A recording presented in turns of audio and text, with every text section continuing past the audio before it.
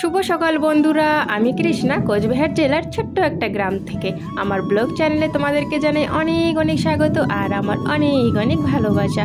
বন্ধুরা, তোমরা যে যেখান থেকে আমার ব্লগটা দেখছো, আশা করছি প্রত্যেককেই ভালো আছো, সুস্থ আছো, আর আমরাও ভালো আছি। আমার প্রত্যেক দিনের সকালটা ঠিক এইভাবেই শুরু হয়, হাতে ঝাড়ু নিয়ে কিংবা হাতে বাসন নিয়ে। তো আজকের সকালটা একটু অন্যরকম।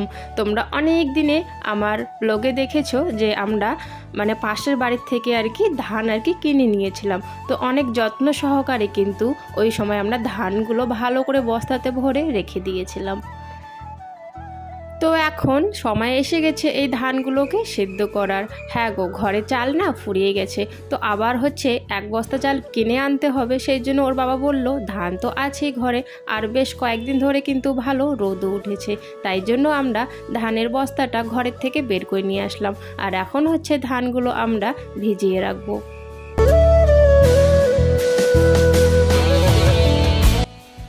ধানে না একটু একটু ধানের যে পোকাগুলো থাকে ছোট ছোট, সেগুলো ধরেছিল।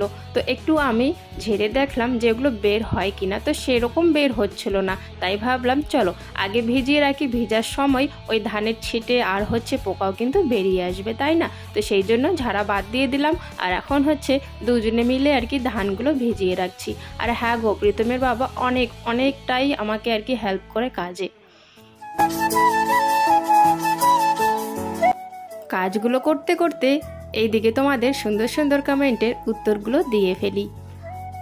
পায়েল সাহা জিজ্ঞাসা করেছো প্রীতম এখন কেমন আছে দিদি ভাই, ওকে ডাক্তার দেখাও, ও খুব কষ্ট পাচ্ছে। হ্যাঁ গো, কষ্ট তো খুব খুব পাচ্ছে ও, তবে এখন কিন্তু বেশ অনেকটাই ভালো আছে ও।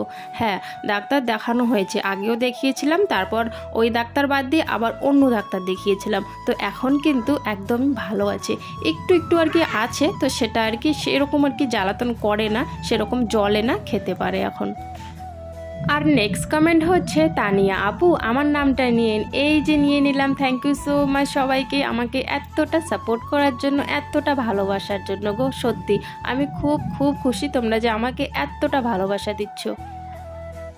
দেখো কতগুলো ধানের ছিটে বের হয়ে এসছে না, আরও বের হবে। ধানের ছিটে তো একটু হলেও বের হয়, তাই না? তাও এখানে একটু কমই আছে। আমি যখন বাড়িতে যাই, বৌদি যখন ধান ভিজায়, তখন দেখি আমি অনেক অনেক ধানের ছিটে বের হয়। তো যাই হোক, এখন কিন্তু ভিজানোটা শেষের দিকেই, কয়েক গামলা হয়ে গেছে, সেরকম না বড় বড় পাত্রও নিয়ে রাখার জন্য। তো গামলাগুলো যে দেখছো তোমরা ছোট ছোট, সেই গামলাগুলোতে রাখা হচ্ছে। আর অনেকেরই যারা যাদের ধান আছে, জমি জায়গা আছে তাদের দেখবে তোমরা বড় বড় চারি থাকে বাড়িতে, ওই চারির মধ্যে এক চারি করে ভিজিয়ে রাখে। আমাদের যেহেতু জমি জায়গা নেই, তাই কিন্তু ধান চালের কাজও নেই, সেই জন্য আমাদের আর ওই রকম জিনিসের দরকার হয় না পাত্রের সেরকম। তো যাই হোক, যা আছে এটার মধ্যে ভিজিয়ে রাখছি। এখন দেখো আমি কিন্তু আবারও বস্তার থেকে কিছু ধান বের করিয়ে নিচ্ছি। আর ওইদিকে ওর বাবা ওই আগের যে ধানগুলো বের করা হয়েছিল বস্তার থেকে, সেই ধানগুলো ভিজাচ্ছে। আর শ্বশুর বাড়িতে এত বছর হয়ে গেছে আমার বিয়ে হওয়ার, এই প্রথম কিন্তু আমি ধানের কাজ করছি। হ্যাঁ গো, আমাদের যেহেতু ধান তো কাজ নেই, তো ধানের কাজ তো করি না, আজকে কিন্তু প্রথম করছি। তো যাই হোক, এদিকে যে ধানগুলো বিকেলবেলা সেদ্ধ করা হবে, তার জন্য তো অনেক কিছু আমার জোগাড় করতে হবে। এগুলো তো আর বাড়িতে থাকবে না, তো কিছু সুপারির ছাদটা যেহেতু পড়েছিল, আমরা ওইদিকে বেড়া হিসাবে রেখেছিলাম ওগুলোকে যত্নে। তো ওইগুলো দেখি বেশ ভালো শুকিয়ে গেছে। তো আমরা দুজনে মিলে ওইগুলোকে আবারও বাইরে গিয়ে রোদে দিয়ে দিচ্ছি, আর একটু শুকালে ভালো হবে, তাই না? তো ওইদিকে দেখো চাটাও আমার মাঝখানে কিন্তু খাওয়া হয়ে গেছিলো, চার বাসনগুলো তো মাজা হয়নি, তাই জন্য এখন কলে পারে চার বাসনগুলো আমি মেজে নিচ্ছি।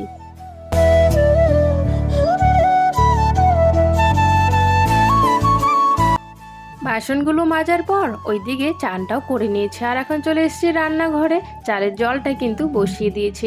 আর জানো তো এখন গ্যাসের দাম একটুখানি কম, তাই ওর বাবা বলছিল গ্যাস না আর অল্পও আছে, ফুরিয়েও যাবে। তো ওর বাবা বলছিল এখন আর উনুনে রান্না করতে হবে না, গ্যাসটা আগে শেষ করো, কারণ এখন যেহেতু দামটা কম, পরে আবার দাম বেড়ে যাবে, তাই অর্ধেক যেহেতু গ্যাস আছে, অল্প একটু আছে, তো এই গ্যাসটা শেষ করে নতুন গ্যাস আনা হবে। সেই জন্য কয়েকদিন কিন্তু আমি গ্যাসে রান্নাটা করে নিচ্ছি। নিচ্ছি। আর খড়ি তো আছে, খড়ি আরও একটু শুকাবে সেরকম আর কি খড়ি কিন্তু শুকায়নি। তো যাই হোক, খড়িগুলো ওইদিকে শুকিয়ে যাবে আর এদিকে আমি গ্যাসে কয়েকদিন রান্নাও করে নেবো, তাই না। এদিকে দেখো, একটা হচ্ছে নিরামিষ আমি তরকারি করব, তাই জন্য কালকে ওই যে পুঁই শাক যে একটুখানি ছিল, তো পুঁই শাক আর হচ্ছে তোমার ওই কুমড়ো ছিল একটা, মিষ্টি কুমড়োটা আজকে কাটা হয়েছে। আর ওই মিষ্টি কুমড়োটা অনেক কয়েকদিন আগের আনা আর কি। আমি ভেবেছিলাম যখন ঘরে তরকারি থাকবে না, অনেক সময় হাতেও কিন্তু দেখবে টাকা থাকে না, তো তখন আর কি কাটা হবে, ওটাই ভেবেছিলাম। তো আজকে আর কি যেহেতু পুঁই শাক আছে, কষ আছে, আলু, তো এইসব মিলিয়ে একটা নিরামিষ তরকারি করলে কিন্তু বেশ ভালো লাগে, তাই জন্য কুমড়োটা আজকে কেটেই ফেললাম। আর এদিকে দেখো ভাত বসিয়ে দিয়েছি আর এক চুলায় হচ্ছে ডাল বসিয়ে দিয়েছি। আর এদিকে হচ্ছে ভেন্ডিটা ছোট ছোট করে কেটে নিচ্ছে গোল গোল করে ভাজা করার জন্য।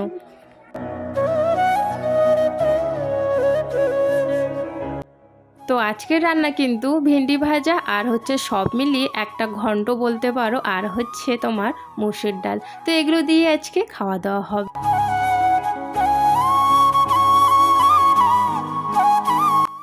তো এদিকে দেখো আমাদের খাওয়া দাওয়া শুরু হয়ে গেছে। আর তোমরা সকালবেলা দেখেছিলে অনেকটাই কিন্তু গরম ছিল আর রোদ ছিল, তো সেই জন্যই কিন্তু ধানগুলো ভেজানো হয়েছিল। তো খেতে খেতে এমন অবস্থা হয়ে যায়, আকাশ পুরো অন্ধকার হয়ে যায় আর প্রচণ্ড হাওয়া ওঠে। আর আমরা এদিকে ভয় পাচ্ছিলাম, অনেকগুলো ধান ভেজানো হয়েছে, মানে যদি বৃষ্টি আসে তাহলে কিন্তু খুবই অসুবিধা হয়ে যাবে।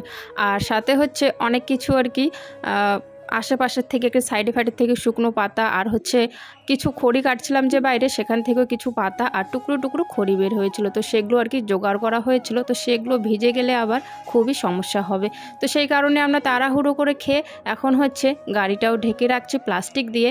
তারপর হচ্ছে যে জাবড়াগুলো আর কি গোটানো হয়েছিল আর কি, আনা হয়েছিল সাইডে ফাইডের থেকে নিয়ে আর কি, তো সেগুলোকে এখন আর কি এই যে দেখো বারান্দার মধ্যে রাখা হয়েছে।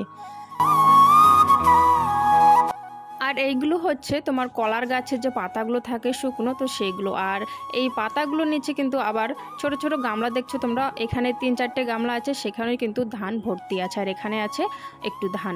তো যাই হোক, সবগুলো আর কি জায়গা মতো রেখে দিয়েছে। আর এখন বাকি আপাতত রইল উঠানে প্লাস্টিকটা পাতা। তো উঠানে প্লাস্টিকটা পাতার আগে আমি হচ্ছে উঠানটা একটু ভালো করে ঝাড় দিয়ে নিচ্ছি, তা না হলে পাতাগুলো প্লাস্টিকের নিচে পড়ে থাকবে, সেই জন্য জায়গাটা আগে ভালো করে ঝাড় দিয়ে দিলাম।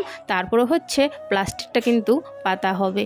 আর প্লাস্টিকটা না পাতলে সমস্ত মাটি ধুয়ে বাইরে চলে যায়, আর মাটিগুলো যাতে না ধুয়ে যায় সেই জন্যই কিন্তু আমরা প্লাস্টিকটা বৃষ্টি আসার আগে পেতে দেই।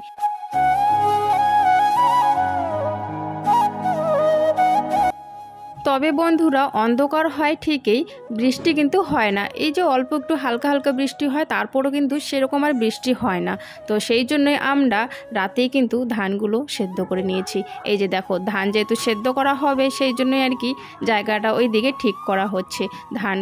ধানের ড্যাগটা আর কি বসিয়ে দেওয়া হয়েছে, আর আমি হচ্ছে এইদিকে উঠোনটা ঝাড় দিয়ে দিচ্ছি। আর প্রীতমের বাবা ধানগুলো আর কি রেডি করে দিচ্ছিল ওর ঠাম্মাকে। যাই হোক, তো এখন এইদিকে রেডি হয়ে গেছে আর খাওয়া দাওয়া হয়ে গেছে। বিকেলবেলা এখন কাজ হচ্ছে আমার, বাইরে প্রচুর খড়ি পড়ে আছে, তো সেরকম মোটা মোটা খড়ি না, চিকনা চিকনা খড়ি আর কি। তো যাই হোক, যেমনই হোক অনেক খড়ি পড়ে আছে বাইরে আর কি, সেই জন্য আমি দাও আর হচ্ছে একটা পিঁড়ি নিয়ে বাইরে চলে গেলাম সেগুলো কাটার জন্য। প্রীতমের বাবাও কিন্তু যায়, তো দুজনে মিলে হচ্ছে আমরা বাইরের খড়িগুলো কাটি, আর এইদিকে হচ্ছে প্রীতমের ঠাম্মা মানে শাশুড়ি মা ধানগুলো সেদ্ধ করে।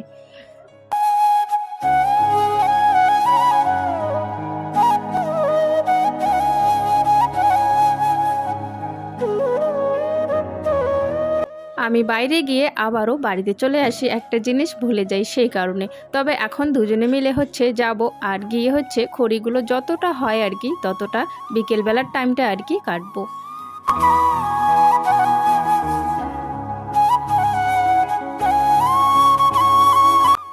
আর এই খড়িগুলো যেহেতু অনেকটাই আর কি চিকন চিকন, তো অনেকটাই সময় লাগে, তো অনেকটা সময় ধরে কিন্তু আমরা দুজনে আর কি কাটছিলাম। আর আমি একটু হাত দিয়ে আর কি বেশিরভাগে আর কি নিচ্ছিলাম আর কি, যেহেতু আমারগুলো শুকনো ছিল আর ওর বাবারগুলো হচ্ছে বাঁশের, তো ওগুলো দাও দিয়ে কাটছিল। কতক্ষণ হয়েছে আমরা, হ্যাঁ কতক্ষণ থেকে কাটি? আধা ঘন্টার থেকে এই যে আমি এতটুকু খড়ি কাটলাম, আর হচ্ছে প্রীতমের বাবার খড়ি হচ্ছে এইখানে। আসলে এগুলো খুব আর কি টুকরো টুকরো ছোট ছোট, তার জন্য আর কি কাটাটা সেরকম করে হচ্ছে না আর কি, দেরি হয়ে যাচ্ছে। যদি মোটা মোটা থাকতো তাহলে আবার তাড়াতাড়ি হয়ে যেত।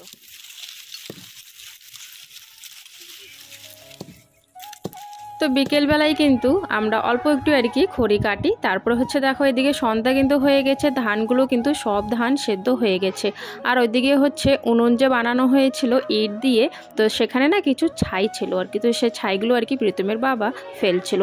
আর এদিকে হচ্ছে অনেকক্ষণ পর 1 ঘন্টা নাকি 1.5 ঘন্টা পর আর কি আমরা চলে আসি ধানের কাছে আবারও, কারণ হচ্ছে ধানগুলোকে এখন ঘরে ঢুকাতে হবে সেই জন্য।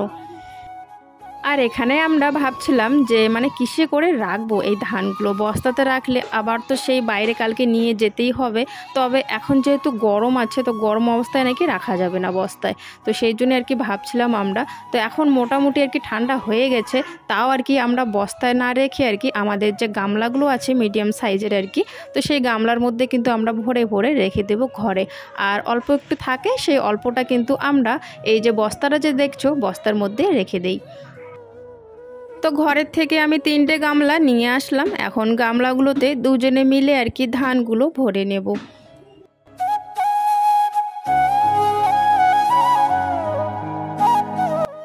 এখন আপাতত আকাশটা একটু ঠিক আছে, তবে জানি না কালকে যে কি হবে সেটা এখনও আমরা জানি না, যাতে আর কি রোদ উঠে তাহলে ভালো হবে। যাই হোক, এখন সবগুলো ধান নিয়ে যে ঘরে রেখে দিই।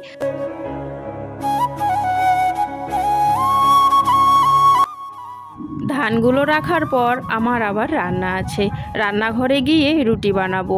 ভাত একটুখানি আছে, আর তরকারি হচ্ছে ডাল আর হচ্ছে লাবড়াটা সেটা আছে আর কি। তো খালি রুটি বানাবো, তাহলে রুটিটা লাবড়া দিয়ে খাওয়া যাবে, আর যেহেতু তরকারিপাতি আছে ভাত দিয়েও খাওয়া যাবে। আর বন্ধুরা, তোমরা কে কোথার থেকে আমার ব্লগটা দেখছো অবশ্যই বন্ধুরা কমেন্টে জানাবে, তাহলে আমি জানতে পারবো আমার বন্ধুরা কত দূর দূরান্তের থেকে আমার ব্লগ দেখে। তো যাই হোক বন্ধুরা, ধানগুলো কিন্তু রাখছি আমরা এইভাবে, দেখো লম্বালম্বি করে ঘরের মধ্যে রেখে দিচ্ছি। তো আজকের ব্লগটা এখানে শেষ করছি, দেখা হচ্ছে আগামীকাল নতুন একটা ব্লগের সাথে। টাটা।